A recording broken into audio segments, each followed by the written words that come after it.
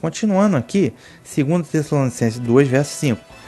Não se lembram de que eu já dizia essas coisas quando estava com vocês, né? E agora vocês já sabem o que está impedindo a manifestação do adversário, que aparecerá no tempo certo. O mistério da impiedade já está agindo. Falta apenas desaparecer aquele que o segura até agora. Mas enfim, retomando a questão aqui do antimessias, vocês já viram vários discursos, né, de artistas, políticos, do jornal, até o Papa Bento XVI já andou falando isso. O ex-presidente ladrão, corrupto Lula, falou isso recentemente de novo, que é preciso que um líder mundial, uma governança global, né? Um líder mundial único. Você vai ver isso muito nos jornais, artistas falando isso, né? Pessoas vendidas, né? Influenciadores, políticos, falando isso. O que eles querem? Tudo isso é um projeto de Satanás, né? O líder mundial, uma liderança única mundial, uma governança global, o que é isso? É justamente o dito cujo, o anti-messias, né? Que você conhece como anticristo, né? Então, vocês vão ver muito falar isso ainda na televisão. Agora, retomando aqui, verso 5, e principalmente verso 6 e 7, o apóstolo Paulo está dizendo que tinha algo que estava impedindo a manifestação do antimessias, né? Verso 6, agora vocês já sabem o que está impedindo a manifestação do adversário, que acontecerá no tempo certo. Então, no verso 6, ele diz que tem algo, e que a igreja de Tessalonicenses já sabia desse algo que estava impedindo a manifestação do adversário, que vai acontecer no tempo certo. Que algo é esse? Né? Então existe muita especulação, ninguém sabe ao certo. Né? Algo é apresentado como algo, né? Que está impedindo a manifestação do adversário, que acontecerá no tempo certo. Que tempo certo é esse? É o tempo que só o Criador sabe, e Yahweh sabe. Tá? Porque ele é que determina o que vai acontecer, a hora que vai acontecer. Então a manifestação do antimessias e da apostasia vai ser autorizada por Yahweh, pelo Criador, pelo Pai. Tá? Por quê? Porque ele tem os planos e o desígnio dele. Nada acontece sem a autorização dele. Nem Satanás, né? Satanás não faz nada que não seja autorizado pelo Criador. Tá? Satanás não é independente. Tá? Então, tudo passa pelo crivo concessório, pela autorização do Criador. Então, o tempo certo é o tempo que o Criador vai autorizar essa manifestação do antimessias. Okay? Então, esse algo que está impedindo a manifestação do adversário, né, a maioria das pessoas, né, dos pregadores, entende que é o próprio Espírito Santo, tá? Que impedindo a manifestação. Então eles estão tentando, nova ordem mundial, governo único, um líder único, eles falam isso há muito tempo. Mas enquanto o Criador não autorizar, não vai ter governo único, não vai ter liderança global, não vai ter o anticristo, né? Não vai ter, certo? Então, o tempo certo é o que Yahweh, o Eterno, autorizar, segundo os desígnios e propósitos e a soberania dele. Okay? Então não tem ninguém independente nessa história, né? E o que está impedindo a manifestação do adversário, ou algo que está aqui no verso 6, acreditamos ser o Espírito Santo. No verso 7, ele continua, ó, o mistério da impiedade já está agindo, desde aquela época e hoje também, é claro. O mistério da impiedade está agindo. Falta apenas desaparecer aquele que o segura até agora. Então, outra coisa complexa é assim, falta apenas desaparecer aquele que o segura até agora. Então, no verso 7, ele não está falando de algo, ele está falando de aquele que o segura. Então, aquele já está dando algo masculino, né? Aquele que o segura, né? Já parece alguém. Né? Alguém, aí já não é mais algo, alguém. Agora, quem seria esse alguém que estaria segurando, né, a manifestação do adversário? Quem seria aquele? né? Ah, será que é o Criador? Será que está fazendo referência ao Criador? Ou ao Espírito dele, o Espírito Santo? Eu creio que não, porque está dizendo que desaparecer, né? O Criador, ele não desaparece porque ele é onipresente, ok? Então, quem é esse aquele que deve desaparecer? Aí tem muita especulação. A pessoa fala, o pessoal acreditava, era o governo de Roma. Outros dizem, é o anjo Miguel. Então, tem muita especulação acerca disso, né? Outros vão dizer, não, aí a turma do arrebatamento pré-tribulação vai dizer, não, é a igreja. Porque quando a igreja sumir, desaparecer, for arrebatada, secreto, aí é que o anticristo vai poder agir na terra. Porque enquanto a igreja está aqui, o Espírito Santo está aqui, e o anticristo não pode fazer nada. Só que é o que eu acabei de ler no início do capítulo. Eles não leem, gente, eles não leem nem o capítulo inteiro. Tá? Falsos profetas, eles não conseguem nem ler o capítulo inteiro. Tá? Quem dirá fazer uma exegese? 1 Coríntios 15, 1 Tessalonicenses 4, Apocalipse 19 e 20, Apocalipse 1. Ele não consegue fazer uma exegese, não consegue nem ler o próprio capítulo inteiro. O que está dizendo no começo do capítulo? Ora, 2 do 2 Tessalonicenses. Irmãos, quanto à vinda de nosso Senhor e ao nosso encontro com eles, não se deixem perturbar tão facilmente como se o dia do Senhor viesse agora. Primeiro a apostasia, depois o homem do pecado. Tá? Só então se manifestará o ímpio. E o Senhor Yahushua o destruirá com sobre sua boca e o aniquilará no esplendor de sua vinda. Então primeiro é o anti-Messias, o anticristo. Depois que é o retorno visível e glorioso do Messias. Ou vai dizer que tem 2 retornos. Ou vai dizer que vamos se encontrar com ele 2 vezes. Tá? Gente, é só ler o começo do capítulo 2. Eles pegam um trecho isolado. E é ao contrário, eles têm a doutrina deles. E a doutrina deles eles aplicam na Bíblia. Com base na teologia de pinça. Deveria ser o contrário. Então, cara, assim, é brincadeira. Então, essa hipótese que vai verso 7. Falta apenas desaparecer aquele que o segura até agora. Dizer que isso aqui é o arrebatamento da igreja é ridículo. É só ler o verso 1 e 2. Tá? É só ler os versos anteriores do 2 Tessalonicenses 2. Você vai matar a questão que isso aqui seria mentira. Tá? Então, eu imagino o seguinte. No verso 6, quando ele diz que vocês sabem o que está impedindo a manifestação do adversário. É o desígnio do Eterno. É o próprio Espírito Santo. Né? Essa manifestação vai acontecer no tempo certo, de acordo com o desígnio e a autorização do Eterno. Já no verso 7, ele não fala de algo, ele fala de alguém, desaparecer aquele que o segura até agora. Eu creio que é aquele que o segura, é um instrumento que o Eterno está usando para barrar a manifestação do adversário. Tá? Agora, quem é exatamente, qual a identidade desse aquele, né? Não sabemos, né? Agora, o Eterno, ele comanda as circunstâncias. Então, eles querem nova ordem mundial, eles querem governo único, eles querem um líder mundial, mas o Eterno trabalha as circunstâncias. Então, eles podem trabalhar, correr, agir, fazer o que eles quiserem. O Eterno cria as circunstâncias que impedem eles consumarem seu plano. Só quando o Eterno autorizar no tempo certo é que vai acontecer. Então, resumindo, verso 6. O algo que está impedindo é o Eterno, o Espírito Santo. Tá? E o que vai desaparecer é aquele que o segura até agora, né, é um instrumento que o Eterno está usando. Tá? São as pessoas, estruturas e circunstâncias que impedem a manifestação do adversário. Ok? Essa parte é uma parte realmente bastante difícil. Aí depois disso, verso 8 do 2 Tessalonicenses 2. Só então se manifestará o ímpio.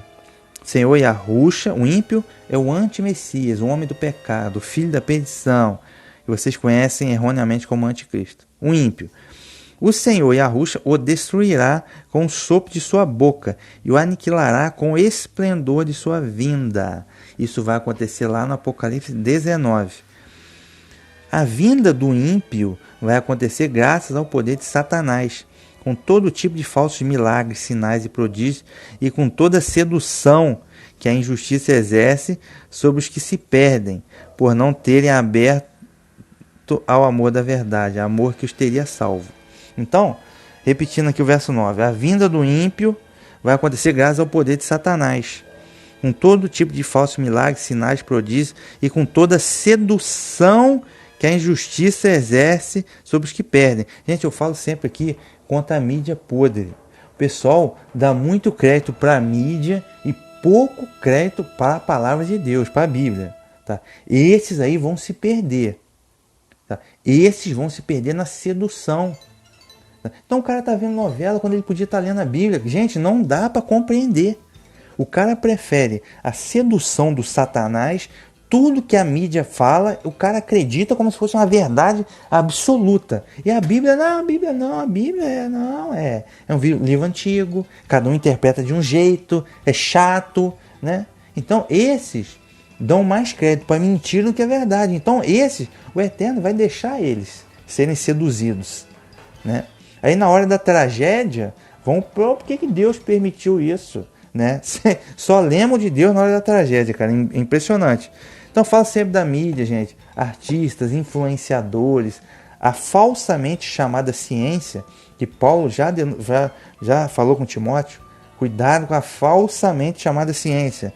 Tudo isso vai seduzir. O cara não conhece a palavra de Deus, já era, presa fácil. Continuando aqui, a injustiça que exerce sobre o que se perde, por não terem aberto ao amor da verdade, amor que os teria salvo. Então rejeita a palavra de Deus, vão cair na sedução da mentira, dos enganos de Satanás. Então Satanás ele comanda a estrutura mundial de poder, política, mídia, a falsamente chamada ciência, as universidades, por aí vai. Tá? É assim que a coisa funciona. A música e por aí vai. Verso 11. Por isso Deus manda o poder da sedução agir neles, para que acreditem na mentira. Repetindo, por isso Deus manda o poder da sedução agir neles, para que acreditem na mentira. Então veja, por mais astuto que o Satanás seja, tá? Mais astuto, por mais sedução que ele provoque, se o Eterno não permitir que a sedução caia sobre você, a sedução não vai cair sobre você.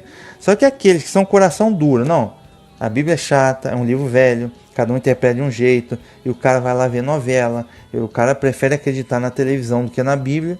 Aí, meu amigo, já que é assim, dada a dureza do coração dessas pessoas e a falta de fé, o Eterno autoriza e manda a sedução agir sobre eles, para que eles caiam realmente no engano. Ok? Então não é porque Satanás vai fazer sedução, porque ele é bom, nada disso. O Eterno é que autoriza, ó, esse daí vão cair na sedução, e pronto. Verso 12 para terminar. Desse modo serão condenados todos que não acreditam na verdade, mas preferiram permanecer na injustiça. Desse modo serão condenados todos que não acreditam na verdade. Onde que está a verdade? A verdade está na palavra de Deus, certo? No livro da capa preta, para sintetizar, né? E conhecido como Bíblia, né? Mas preferiram permanecer na injustiça. O cara não conhece a verdade, meu amigo, vai cair na sedução, entendeu? Então está claro aqui, pessoal, algumas coisas, uma profecia bastante complexa, mas muito interessante. 2 Tessalonicenses 2, tá? Verso 1 a 12. Interessante sobre o anti-Messias. Muita gente diz, o anti-Messias ele vai ser judeu. Muita gente acha que ele vai ser um judeu, né? E que vai se proclamar lá o Messias de Israel e tal, e vai ser o anti-Messias e tal. Vamos aos fatos. Como eu já disse, o Messias judeu, um falso Messias judeu, que é o que eles estão esperando lá, ele não vai se autoproclamar Deus. Porque para o judaísmo, o Messias não é Deus. Entendeu? O Messias é um homem da descendência de Davi, né? Da descendência física, na carne, realmente, para um homem, entendeu? Só que um homem muito importante, né? Representante de Hashem, mas um homem, então não pode se proclamar Deus. Isso seria uma grande heresia, tá? Agora, veja bem, a gente vai entender daí a pouco, 1 João, vamos passar para 1 João, entender que não existe só um anticristo, Tá? Existe o espírito do anticristo e existem hoje e existiram vários antimessias, né, ao longo da história. Tá?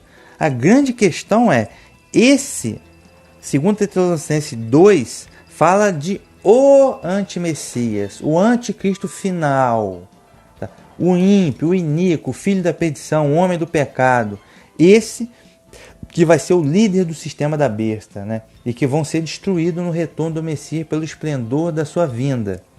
Tá? Vai ser destruído pelo sopro que sai da sua boca, da boca do Messias, que é o quê? O Evangelho. Tá? Então, esse é o final, a gente pode chamar de antimessias final. O antimessias final. Agora, antimessias já houveram muitos e existem muitos até hoje. Né? Então, qualquer um que venha e que seja proclamado rei de Israel, o Messias judeu, rei de Israel, ele naturalmente já é um antimessias. Ele já é um antimessias. Tá? Agora, não necessariamente o antimessias final, o filho da perdição, o iníquo, não necessariamente. Porque veja bem, a palavra do grego, quando você pega do grego, anticristo, do grego, não é exatamente alguém que faz uma oposição clara e direta ao Messias verdadeiro, mas significa do grego anticristo aquele que se coloca no lugar de, é aquele que se coloca no lugar do Messias. Então quem se coloca no lugar do Messias naturalmente já é um anti-Messias. Então se eles apresentarem um Messias judeu lá, é da casa de Davi, não sei o que, blá blá blá, se o rabino falar, esse aí é o Messias, né? Ele está se colocando, o rei de Israel, ele está se colocando no lugar do verdadeiro rei de Israel, que é o filho de Deus, e Yahushua HaMashiach. Ele está se colocando como rei de Israel, então ele naturalmente já é um anti-Messias, entendeu? Não necessariamente o iníquo, o filho da perdição, mas já é um anti-Messias. Porque se colocou no lugar do Messias. Outro exemplo claro é o que aconteceu na Idade Média. O próprio Papa. Porque o Papa ele tinha uma coroa. E na coroa, na realidade tem, mas ele não usa mais. Acho que não sei se foi João VI, foi o último Papa. E no século XX, teve o último Papa que usou a tríplice coroa. E a tríplice coroa em público, ela está escrito Vigário do Filho de Deus. Vigário do Filho de Deus. Como assim? Você está se colocando na condição de vigário do Filho de Deus? Como assim? Então você está se colocando no lugar de Filho de Deus. Naturalmente que você ele é um anti-Messias. Né? Ele está se colocando no lugar do Messias, vigário. Desde quando o Messias precisa de vigário? Entendeu? Então ele está se colocando no lugar do Messias. Então naturalmente que ele já é um anti-Messias só por isso. Tá? Para começo de conversa. Outros dizem que o anti-Messias vem do socialismo, né? Porque o socialismo geralmente vai ter o socialismo, né? O comunismo, inicialmente ele era totalmente ateu, né? Ateísmo. E 16 milhões de cristãos foram mortos só na Ucrânia pelo comunismo de Stalin, né? E a Igreja Ortodoxa Russa sofreu muito, foram milhões mortos aí pelo comunismo, né? Então, esse já seria um tipo de anti-Messias diferente, já que já faria uma oposição declarada, né, ao Messias, né, e uma oposição a tudo que se adora a Deus. Né? Já estaria mais de acordo aqui com o verso 4 de 2 Tessalonicenses 2. Ele é o adversário que se opõe e se levanta contra tudo que se chama Deus. Né? Mas aí, no segundo ponto, ele se proclama Deus, aí já não seria mais o ateísmo, porque o ateísmo não acredita em Deus, né? Então, assim, é complexo, né? Mas o comunismo muda ao longo da história, então talvez eles possam querer fazer uma religião aí gnóstica universal, né? Não sabemos. Agora, é muito complexo, então está em aberto, né? Acerca da identidade, né? do anti-Messias, tá? Outro ponto interessante, eu vou retomar depois disso, eu acho. Daniel 7, Apocalipse 13, falar da Idade Média, do papismo e da Idade Média. Eu vou deixar isso, aí a gente vai entender um pouco do conceito da besta e do anti-Messias. Tá? Muita gente diz, ou senão outros dizem, o anticristo é o Papa, o anticristo é o Papa, né? Tem fundamento isso? Veja bem, tem, se você entender que a besta era e já não é mais. Tá? A besta era, já não é mais, porque ela recebeu uma ferida mortal e ela vai retornar agora. Tá? Aí você precisa entender o Apocalipse 13 e 17, principalmente a primeira metade do Apocalipse 13, que é a besta que era. Tá? A fase histórica da besta já passou durante a Idade Média. Tá? E tinha um sistema, uma religião mundial, né? E o líder dessa religião mundial era o Papa, né? E isso está explicado lá em Daniel capítulo 7 também, no mistério do pequeno chifre. Então, o líder do sistema mundial, a maior potência mundial, o líder político e religioso, e que se proclamava o vigário do Filho de Deus, era o próprio Papa. Então, o Papa na Idade Média era um anticristo fortíssimo, né? E comandava tudo. Então tem a ver também. Agora, se o Papa, como dizem os adventistas, que o papado vai voltar naquela força toda da Idade Média, eu acho pouco provável, tá? Mas sim, não vai ter mais Inquisição, né? Mas vai ter o ecumenismo religioso. E a Igreja Católica é um dos que encabeça o ecumenismo religioso. Então até o Papa não é uma peça fora do baralho, né? O Messias, o falso Messias judeu também não é peça fora do baralho, que quem comanda o mistério da segunda besta, conhecido como falso profeta, que também não é um homem, é uma estrutura, quem comanda os bancos, inclusive o Banco Mundial, são todos banqueiros judeus. Então eles estão por trás da marca da besta, a sinagoga de Satanás, né? Então não é peça fora do baralho. O socialismo também não é peça fora do baralho, porque a nova ordem mundial é um governo de esquerda, tá?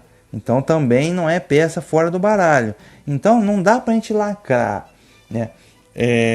Não dá para fazer uma lacração. Então muitas vezes o adventista crava, é o Papa, mas é porque eles entendem a Idade Média com a roupagem, eles não entendem o conceito, tá?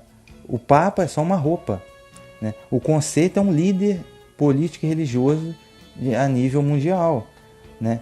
Com todo o poder e autoridade na mão, né? Esse é o conceito. Então não necessariamente o antimessias final, quando a besta recuperar sua chaga mortal, não necessariamente vai ser o Papa, entendeu? Então isso é muito complexo, tá? A gente tem que ficar atento aos sinais e às evidências para ir aprofundando no estudo, tá? Mas não dá para fazer lacração, porque o perigo, a probabilidade de erro é muito grande, ok?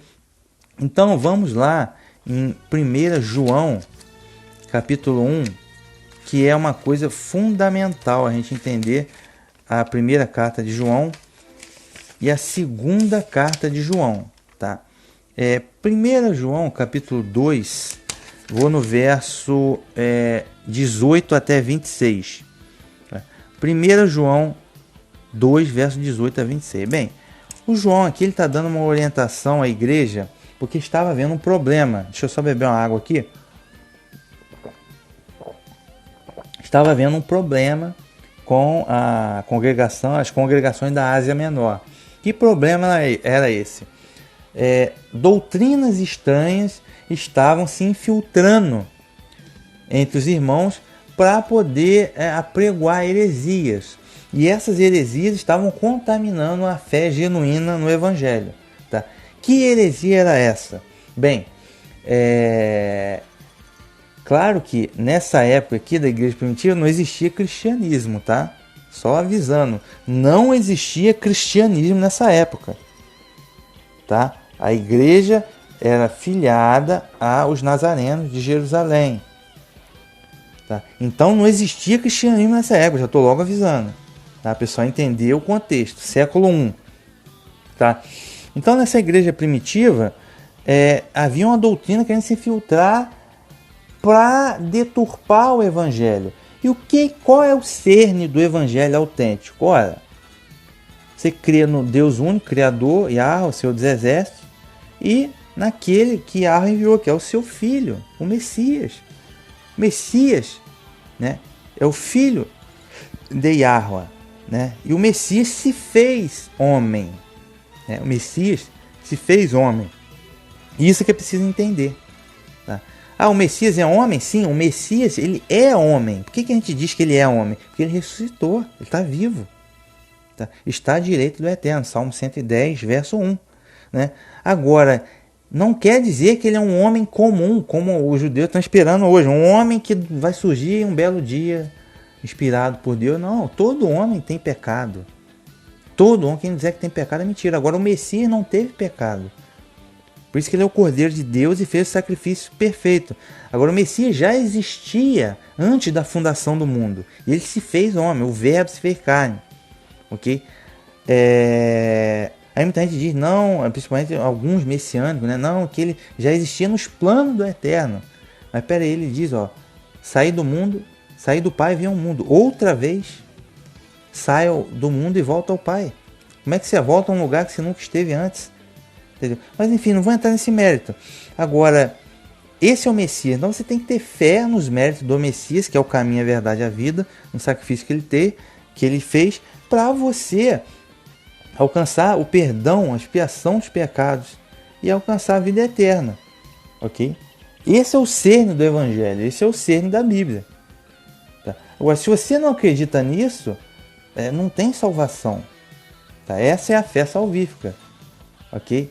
Então, esse é o ponto que a gente tem que acreditar. Não depende do seu mérito, não é mérito seu, é pela graça do Eterno. Não é esforço seu. Tá? Muita gente acha que é bonzinho, vai fazer um belo esforço, vai fazer caridade, vai ser justo e Deus vai te salvar porque você é bonzinho. Não, aí você está negando o sacrifício do Messias. Aí não é graça, é mérito.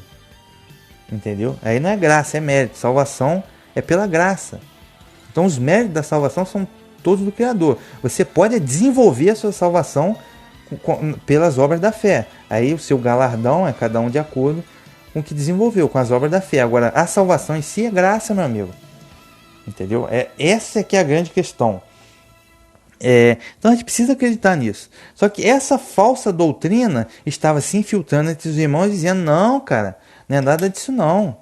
Tá? Essa história de que o Messias se fez carne, isso é mentira. Ele diz que é mentira. Né? Que o Messias, né, então, Yahushua, né, que vocês chamam de Jesus, não era o Filho de Deus que se fez homem, nada disso. O sacrifício dele, nada disso. Eles diziam que a salvação depende de você ter um conhecimento, atingir a iluminação, né, um conhecimento, uma espiritualidade, né, para alcançar a salvação. Né? Então, você depende de você atingir um conhecimento, atingir iluminação, né? Um estado mais elevado, né? Com base no conhecimento, né? Ou seja, percebam isso, que isso é totalmente oposto ao Evangelho. E o Evangelho pregou o que? Amor ao próximo. Amor ao próximo. E essa doutrina não é o amor ao próximo que salva, é o conhecimento, a iluminação, né? Que eles chamam de iluminação. Então, que doutrina é essa que estava tentando se infiltrar na igreja primitiva? É o conhecido como gnosticismo. Tá? É o gnosticismo, a gnose. O que significa a palavra gnose? Significa conhecimento. Tá? E o gnosticismo, ele alcançou o auge no século II e III. Século II e III. Depois do século IV, como o cristianismo se tornou a religião oficial, o cristianismo católico tornou a religião oficial do Império Romano, a religião universal, aí o gnosticismo caiu. Mas ainda existe gnosticismo hoje.